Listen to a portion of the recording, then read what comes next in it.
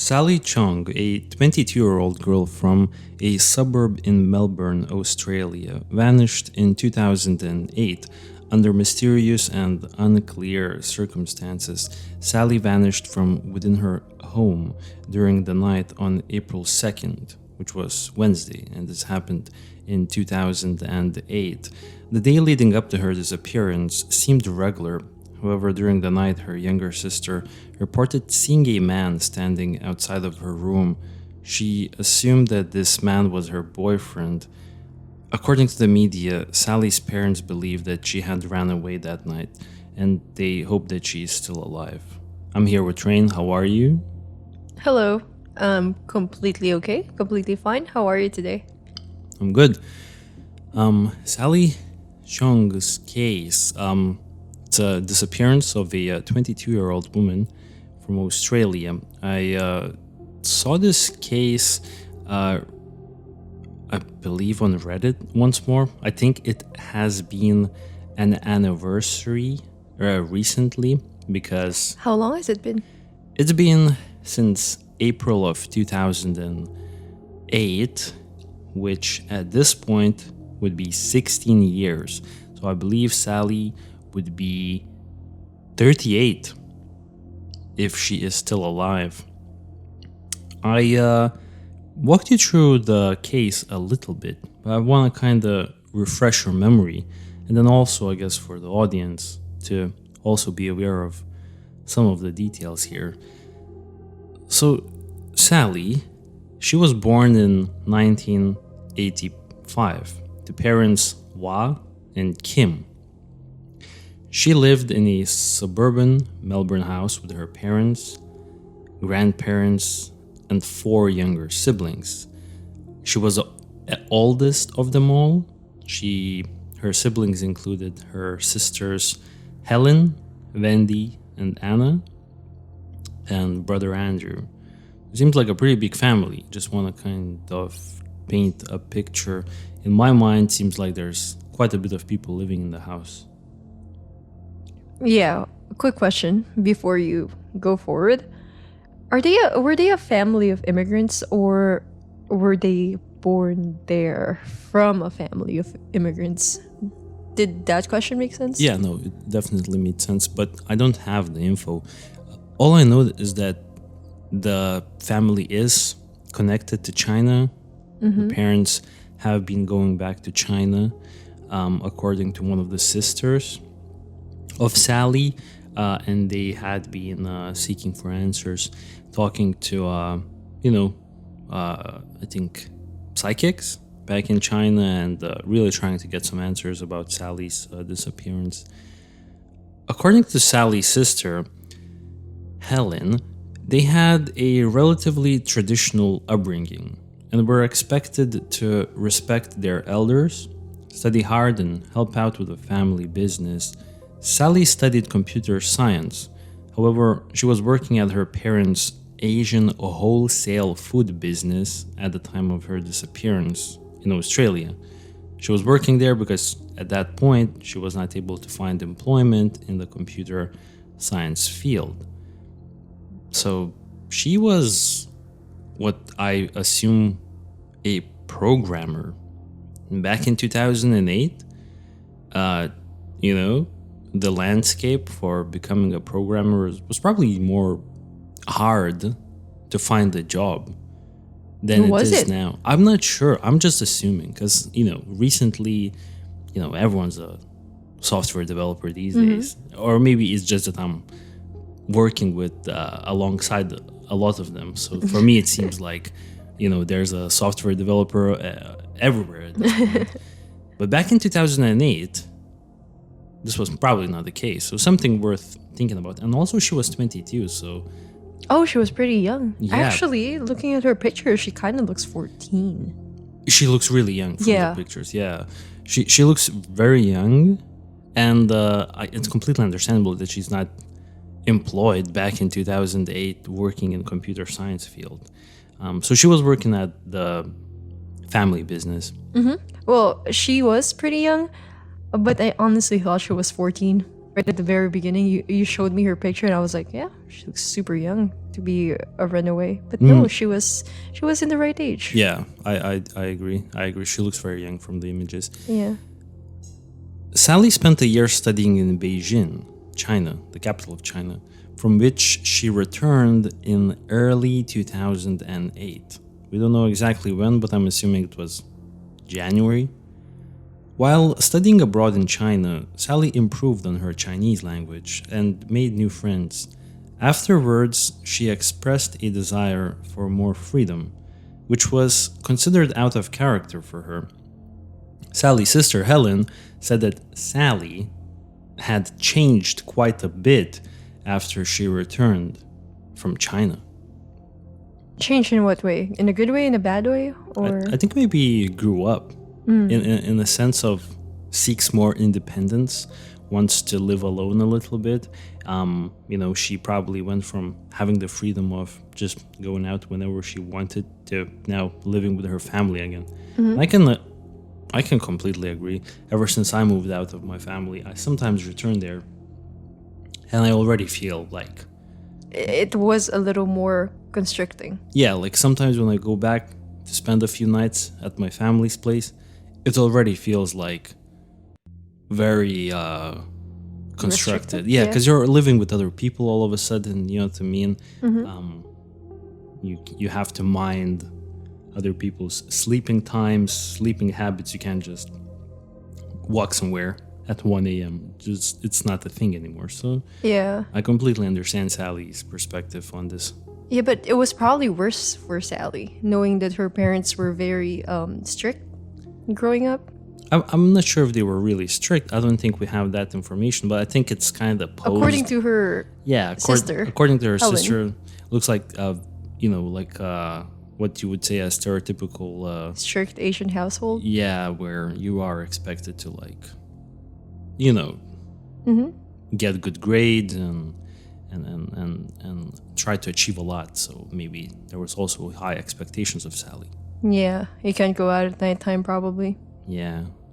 Sally's friends had described her as a gorgeous girl with an infectious laugh and a caring, kindest, most trusting nature.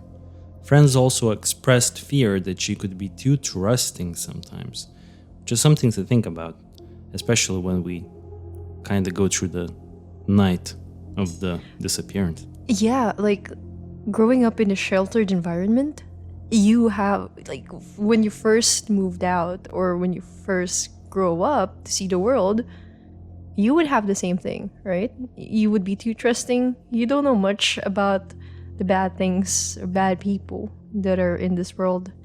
And so obviously you're going to be really trusting. Yeah, I could see how that was the case in Sally's life.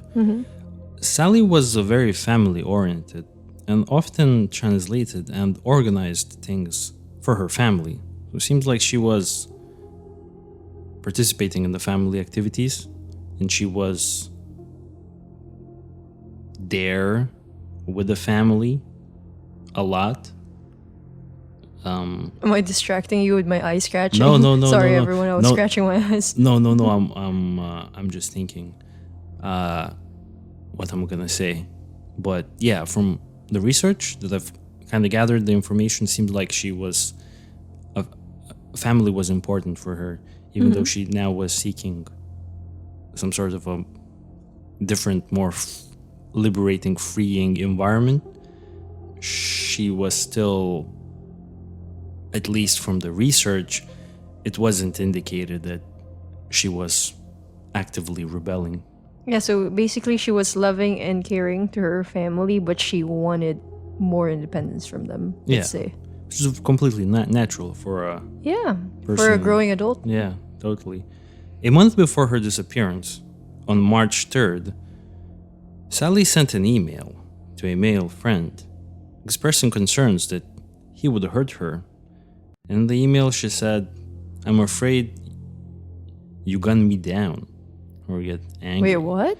Yeah, I know things kind of just went from 0 to 100 Yeah. really quickly, but this is just unfortunately how this case will go now, because this is how not a lot of information is out there on Sally's case, but apparently Sally sent an email to a male friend saying that she was concerned about her well-being in relation to this male friend hurting her.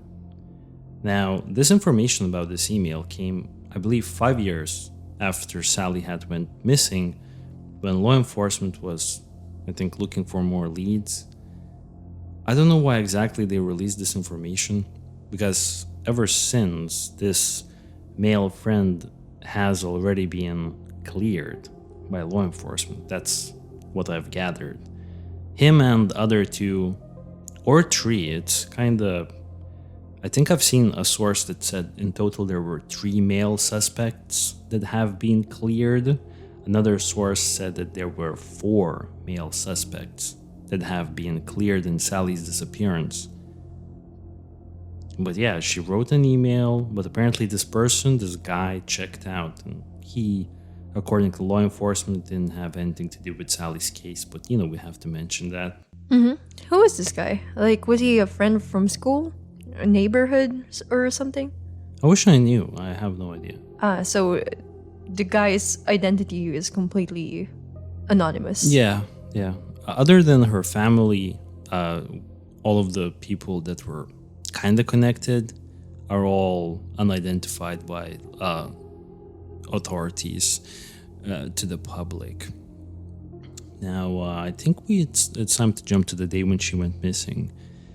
So it has only been a couple of months after Sally returned from China when she went missing. She went missing, or disappeared from within her home, I think 3 months after coming back from China. So you have to think that trip to China probably had some sort of connection to her disappearance. Yeah, I kind of relate a little bit because I moved out of my home by 19. I did an internship abroad, and then I went back, and everything felt so restricted. Exactly, and then you went back again. Yeah, and I within the span that I was living back home, I was plotting how to move out again. Yeah, actually, when you think about it, you could relate. Yeah, in a large extent. You also came from an Asian family, so you know what's up. Yeah, it was restrictive, so I had to plot to move out. Yeah. So I was kind of thinking that maybe Sally was doing the same thing within that 3 months that she came back and was living with her parents. Maybe she was already plotting a way to move out again, either in China or within Australia. What do you think? Could be the case. Yeah, I mean, definitely. Once again, the information online is very limited, but this is not something that I can deny. I'm just gonna leave it at that. So she went missing from within her home in suburban Melbourne. Sally disappeared sometime after midnight on April 2nd, which was Wednesday early morning hours. So she disappeared on Tuesday night. Well, Tuesday going Wednesday. So Wednesday early morning, Tuesday evening, if that makes sense. So on April 1st, leading up to her disappearance, Sally played tennis with her family and had dinner with them. Then she went to her room. According to information online, this was a usual day. Her father, Wa, returned home at 10 p.m. that evening from a business trip to Adelaide. He ate, then went to Sally's room to give her the keys to the family's cargo van at 11 p.m. When he called her name softly as he entered her room, she was already asleep and she didn't wake up, so he left the keys on her dressing table. Strangely, she usually slept with her bedroom door open, but it was closed that particular night. So what do you make of that? I actually don't know what to say. I mean, it's just something very minimal, very mundane, and Maybe she, all her life, she was really sleeping with the door wide open. I That's think it was maybe like a little bit. slightly ajar usually. Ah, This time it was shut. like locked or just shut. I don't think it was locked, maybe just closed. Interesting. No, it's just something that I would never notice. Like as a person, for example, living with someone with my family, I would never notice if my brother had his door closed. But if it was a habit, True. I think you would. 'Cause some people are scared of the dark or scared of being isolated at night. Yeah, there must be a reason. That's why Yeah. they noticed. Yeah, I think that's why it's stated in some articles that this had occurred. The reason why her father gave her the keys to the family's cargo van is, I think it's because she was working for the family business and she must have been in need of that cargo van the following day or something like that. But I'm not sure why exactly. Later that night, at around 3 a.m., Sally's younger sister Wendy, who was 14 at that time, was in her bedroom. She was using her computer, her laptop, when she heard the noise in the house. She assumed it was her mother Kim, so she pretended to be asleep, knowing that Kim would be mad at her for using the laptop at such a late hour, and she was texting her boyfriend on that laptop. So she knew she would get probably in trouble because it wasn't, like the agreement in the household that you can't be on the laptop at 3 a.m. So she hid. And she was expecting that her mother Kim will check up on her, will go to her room. Now, Kim didn't come in to Wendy's room, so Wendy thought it was a little strange. So she decided to take a peek outside of her bedroom door to see who was actually walking around in the house. And when she looked through her door, as it was slightly ajar, she saw a figure standing outside of her sister's Helen's room. Helen? Yeah, Helen is Oh. another sister. Yeah, okay, got it. Because there's four sisters in total in this household. So Wendy saw a man standing outside of Helen's room, and then this figure moved to stand outside of Sally's room. She then heard a low male voice saying what she thought was the word "yeah," and assumed it was Sally's boyfriend, who would often visit the house in the early morning hours. She then saw Sally walking down from the toilet area, down the hallway. She hasn't been heard or seen since, Sally. So this is pretty bizarre, in my opinion. It was pretty creepy, as you were telling it. No, it's... Honestly, I had to read this explanation of what was happening a couple of times before I fully understood.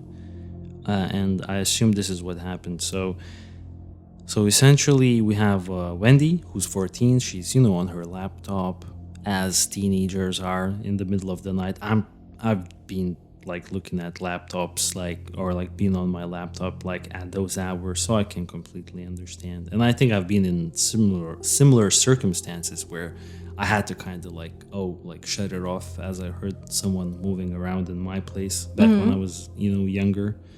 And the strange thing here is that, yeah, she saw a male figure standing outside of Helen's room, and then this figure proceeded to move to Sally.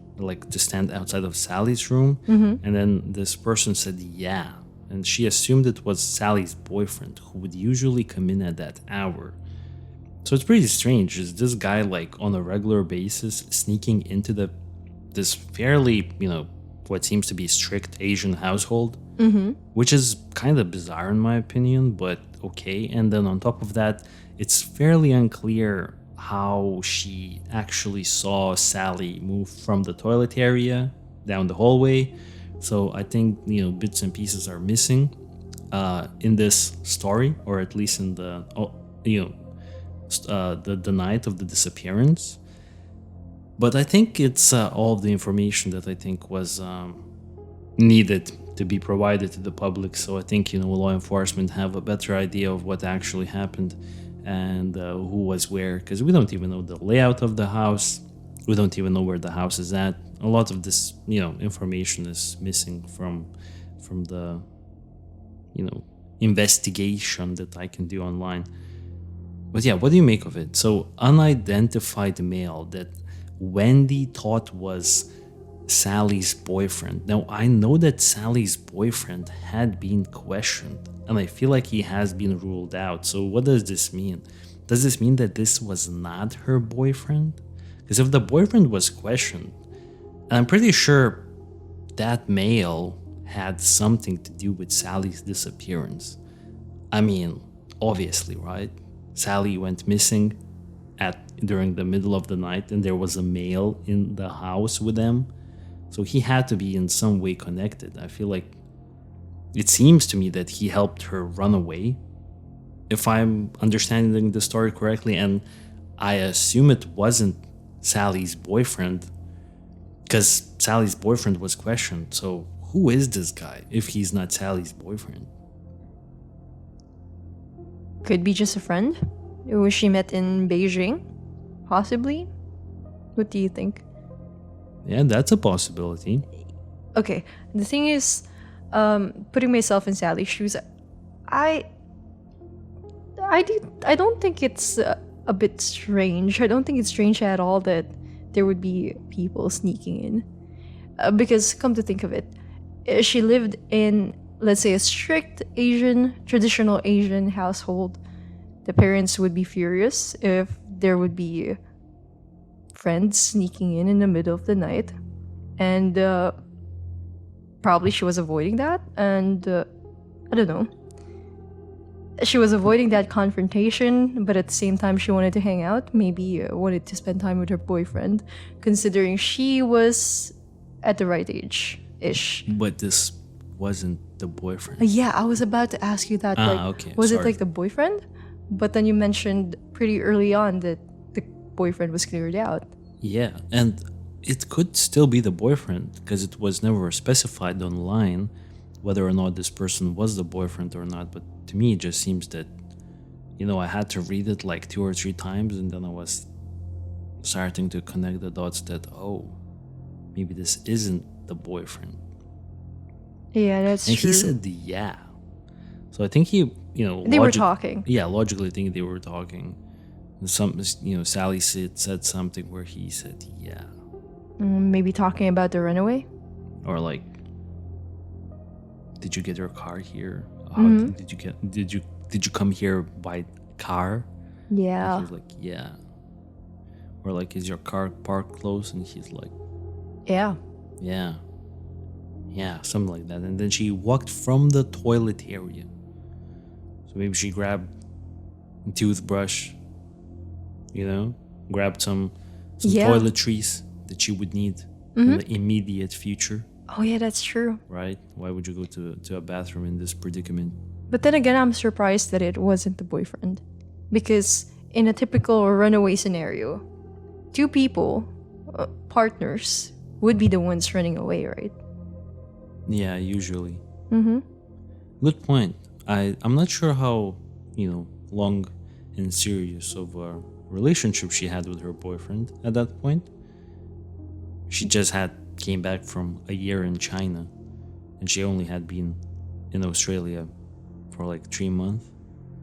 So you have to take that into consideration as well. But yeah, I think a lot of this is speculative, but that's something we have to do here because the information is not here, But then again, that's just creepy.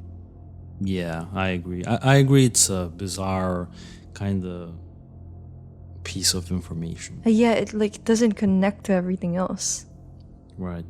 So when her father Wa woke up at approximately 7:30 a.m. in the morning, strangely, he found the keys to his BMW and business premises on the floor outside of his room. He assumed that Sally had left those items there as she had been the last one to drive the BMW vehicle. So it seems like Sally, potentially before she left, if she ran away that night from her home, she placed those items on the floor outside Placed of her. Okay, so we literally, our like recording laptop literally ran out of battery, but I think we have the recording still saved.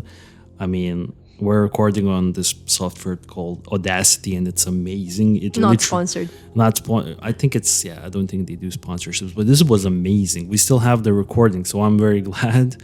And okay, let's continue on where we left off. So we left off at when Sally, apparently, what we believe, left the car keys and the keys to the business premises outside of her parents' bedroom that her father Wa discovered at 7:30 a.m. So it seems to me that before, she left the house that night, she put those things outside of her father's bedroom. It doesn't make sense at all. Like, why specifically outside of her father's bedroom and on the floor? To me, it maybe makes a little bit of sense because to me, I'm getting a feeling that maybe Sally tried to run away or was initially at least intending to leave for a shorter period of time. And maybe she wanted her father to find those items because they are necessary to run the business.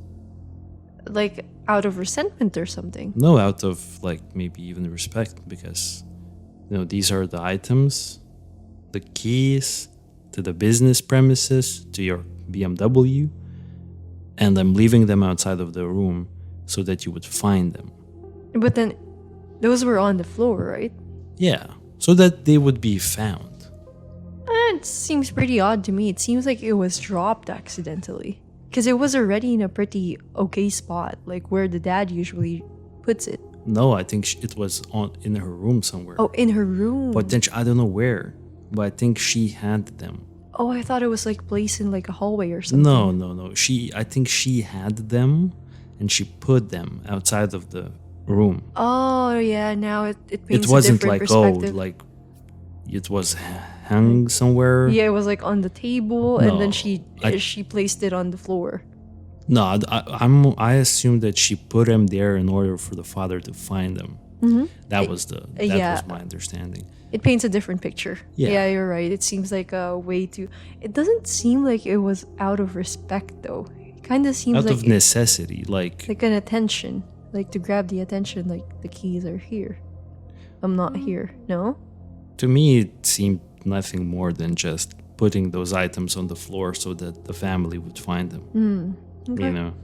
At 9 a.m. that morning, Sally's younger brother, Andrew, received a phone call from I don't know who, but Andrew was told to ask Sally to bring his father's Wa's mobile phone, I believe, to the family business. I think maybe it was even the father calling Andrew, one of the younger brother, the younger brother of Sally's, to tell Sally to bring his phone to work, because Sally was supposed to go to work also that morning, I think. So you understand what's happening here. So Andrew didn't find Sally. So Andrew assumed that maybe Sally at that point had already went to work, and she gave the phone to Anna, one of her other sisters. As a result, it didn't become apparent that Sally was missing until 1 p.m. that afternoon, when Helen, Sally's sister, contacted Sally's boyfriend and realized that neither he nor any of the family members could locate Sally at that point. So that makes me think that, the person who was standing outside of Sally's room on the night of the disappearance was probably not the boyfriend. Definitely not. Because the boyfriend was called the next day and he had no idea where Sally was. Yeah. At least that's what he told the media, if we're gonna believe him.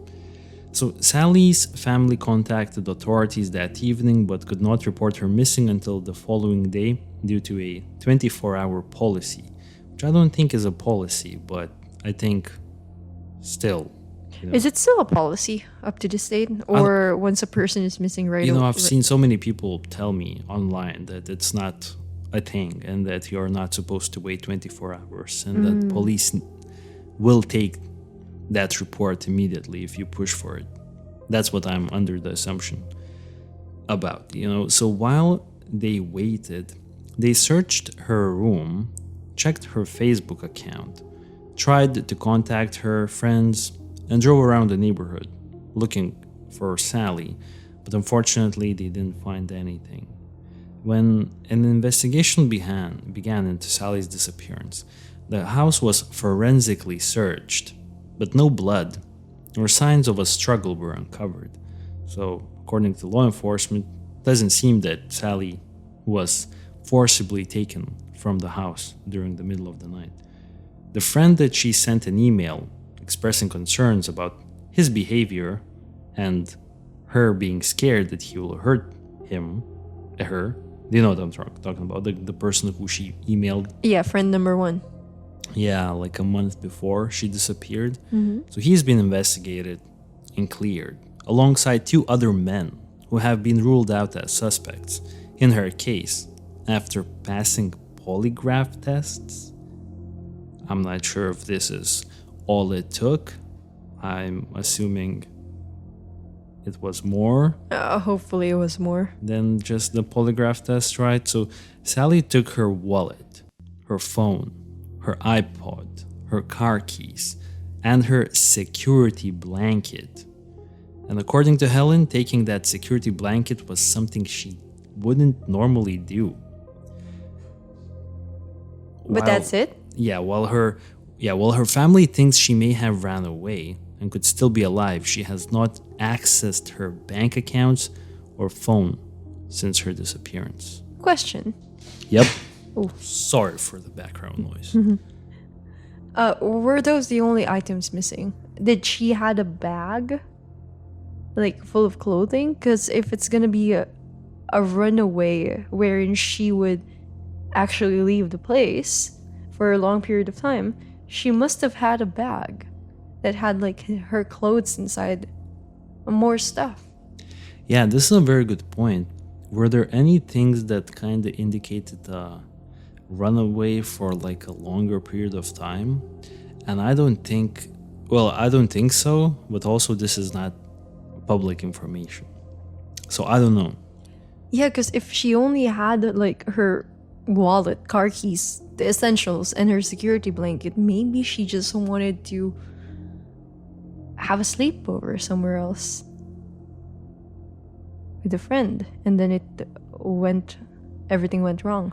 I think it was middle of the week, so she was probably expected to be at work.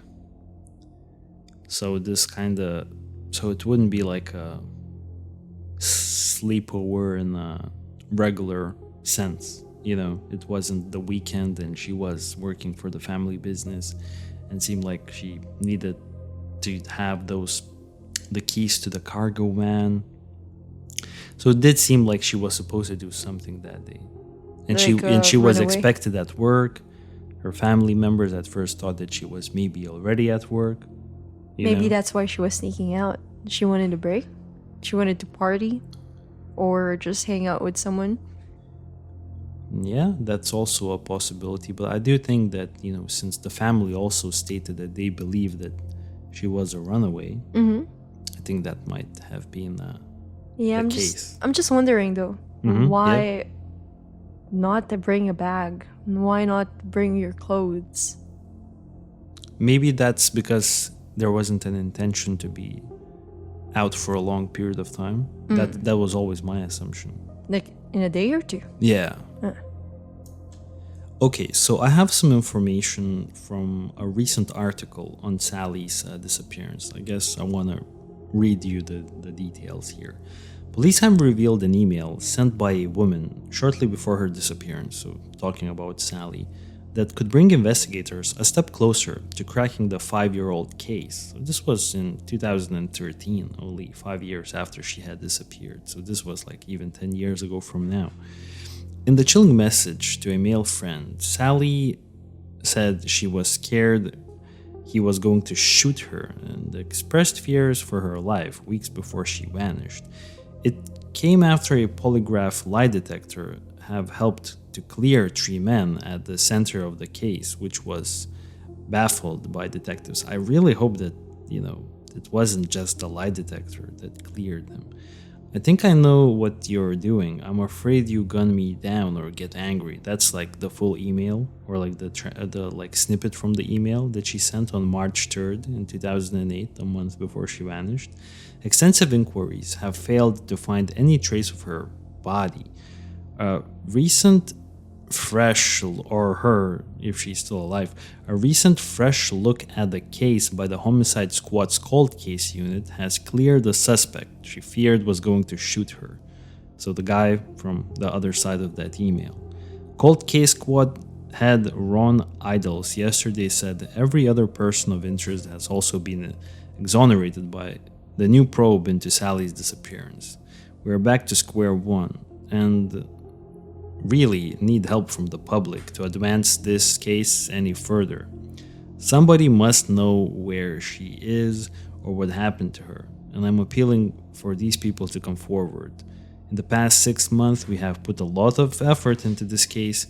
We have traveled to different parts of Australia to interview everybody that was associated with Sally. We have spoken to her ex-boyfriends, so multiple ex-boyfriends. We have looked at the person she emailed to express concerns for her safety, who is one of the 3 men who were in her life for a period of time. They all have alibis, and we have gone to the further extent that all have taken a polygraph lie detector test, and they all passed. It's really bizarre how they keep bringing up this polygraph, and I hope there's more than the polygraph. We are satisfied they had no involvement whatsoever in Sally's disappearance, and I hope they're saying this because they also had more info than the polygraph test. So Sergeant Idle said there was not enough evidence in the case to say whether Sally was murdered, had an accident, committed suicide, or just decided to voluntarily disappear to start a new life somewhere. There are 2 main possibilities: that she has left with somebody she knew and for whatever reason has not happened to her and she has been unable to return, or something happened to her and she has not been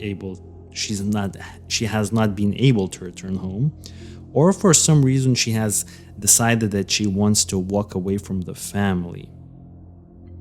There was some suggestion that she may have gotten another passport when she was in China, but we can't substantiate that.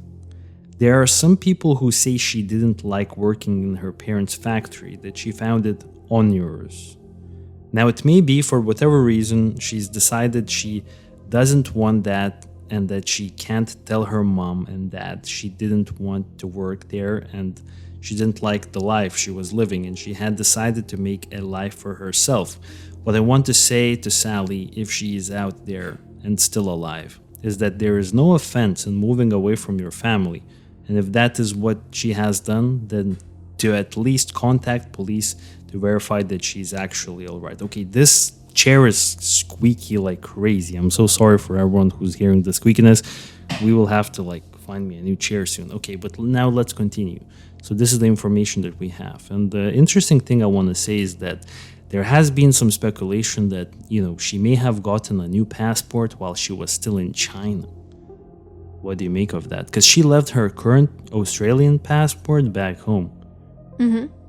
Yeah, potentially. But I honestly don't think it's a runaway. She would run away for years now. How many years has it been? 16. 16 years? Yeah, many years.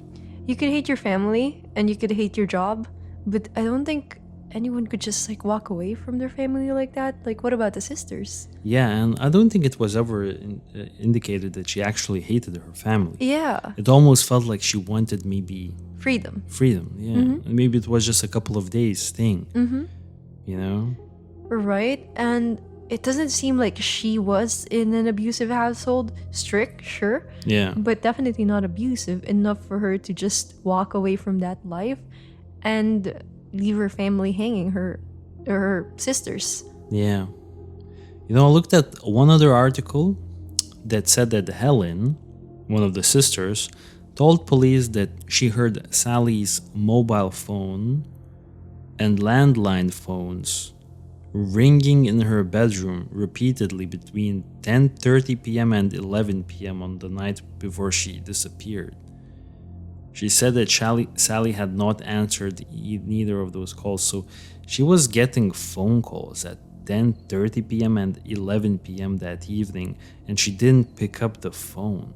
And I think those phone calls were coming probably from within her room, so that means that maybe she had a landline phone in her own room, which is 2008, maybe that's normal. And also, it's interesting because she went to her room at 10 p.m. and then during that evening she wasn't answering her phone, and we don't know who was calling. So maybe some of the friends were calling her, but she maybe didn't want to answer them. So also an interesting detail worth thinking about, that someone was calling her. It seemed like they were trying to get a hold of Sally through multiple avenues, right? Through her mobile phone, through her landline phone, and they weren't able to get a hold of her, which is interesting. Yeah, it's pretty odd. Like the numbers that were calling her. Yeah. Right before she disappeared? Yeah, on the same night. Oh, that's crazy. There were people calling her phones, and she wasn't picking up, according to the sister. Honestly, it seemed like an emergency or something really important. That's why she was getting a bunch of calls. But the reason behind it, I have no idea. I don't even know where to start. What do you think? So, for me, this case is mainly all about the man who was standing outside of her room during the night. Who exactly was this guy? Do we have any even vague ideas? And then also I'm thinking, who was Sally hanging out with and communicating leading up to her disappearance? Has she made any significant contacts in China during her studies?